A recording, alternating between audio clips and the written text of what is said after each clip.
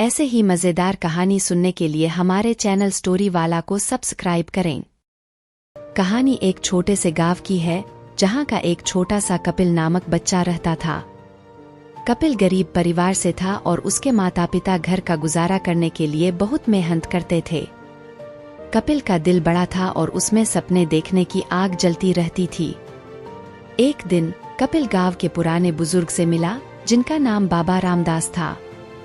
बाबा रामदास गांव के प्रसिद्ध जादुई बाबा थे जिन्होंने कहानियों और जादू के क्षेत्र में अपनी विशेषज्ञता के लिए लोकप्रियता प्राप्त की थी।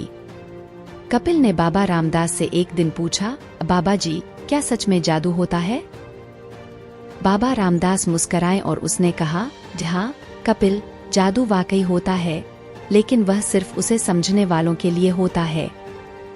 और जादू का सच तो यह है कि जब तुम अपने सपनों की पूर्ति के लिए मेहनत करते हो तो जादू अपने आप हो जाता है।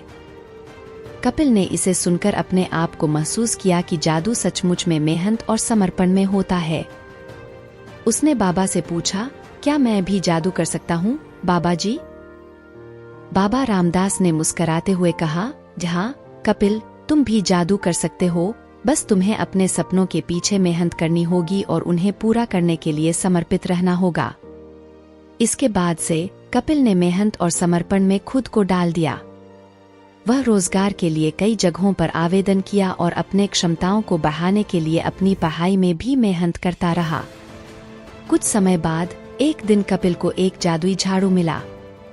इस झाड़ू की विशेषता यह थी कि जब भी कोई इसे झट से घुमाता तो सभी बाधाएं और मुश्किलें स्वयं ही दूर हो जातीं। इसका नाम था संघर्ष मुक्त झाड़ू। कपिल इस झाड़ू को देखकर बहुत हैरान हुआ और उसने बाबा रामदास से पूछा, अब बाबा जी, यह झाड़ू कैसे काम करता है? बाबा रामदास ने कहा, कपिल, यह झाड़ू तुम्हारी मेहनत और समर्पण का प्रतीक है।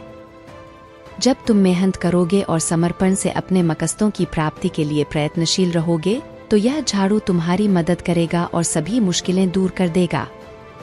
कपिल ने उस झाड़ू को लेकर बड़े उत्साह से काम करना शुरू किया। उसने अपनी पढ़ाई में और भी मेहनत करना शुरू किया और अच्छे अंक प्राप्त किए। उसने एक अच्छी नौकरी प्राप्त की और उसके परिवार की आर्थिक स्थिति में सुधार हुआ। कपिल ने जीवन में आगे बढ़ते हुए यह सीखा कि सच्ची जादुई शक्ति मेहनत, समर्पण और आत्मविश्वास से होती है। उसने देखा कि संघर्ष मुक्त झाड़ू का सही तरीके से उपयोग करने के लिए आपको अपने मकसदों के प्रति पूरी तरह समर्पित रहना होता है। कपिल अब खुद को जादूगरी की तरह महसूस करने लगा, लेकिन वो यह कभी नहीं भूला कि जादू का असली राज समर्पण और मेहनत में है। वह जादुई झाड़ू की तरह अपने जीवन में भी सभी मुश्किलों को पार करता रहा और अपने सपनों की पूर्ति की दिशा में मेहनत करता रहा। इस कहानी से हमें यह सीखने को मिलता है कि जादू तो सिर्फ विश्वास और मेहनत में ही होता है। अगर हम अपने लक्ष्यों के प्रति समर्पित हैं और मेहनत करने के लिए तैयार हैं, तो कोई भी मुश्किल हमें रोक नहीं सकती। Thanks for watching. Subscribe to our channel for more stories.